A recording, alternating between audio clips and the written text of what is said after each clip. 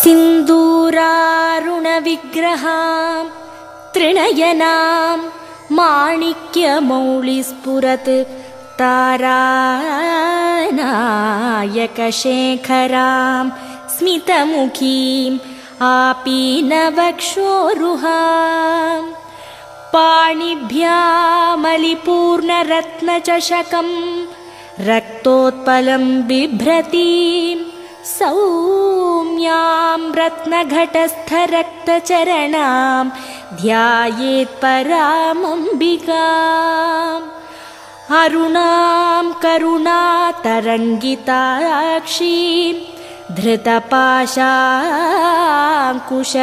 पुष्पबाणचापा अणिमादिभिरावृतां मयूखैः अहमित्येव विभावये Bhavani.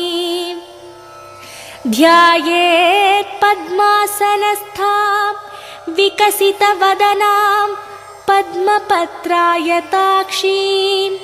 हेमाभां पीतवस्त्रां करकलितलसद्धेम पद्माम्बराङ्गीं सर्वालङ्कारयुक्तां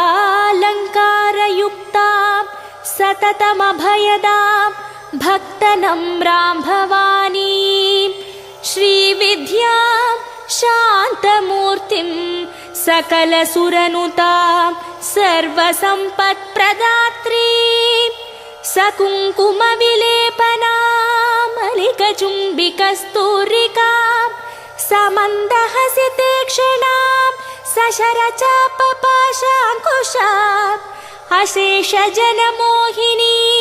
अरुणमाल्यभूषाम्बरां जपाकुसुमभासुरां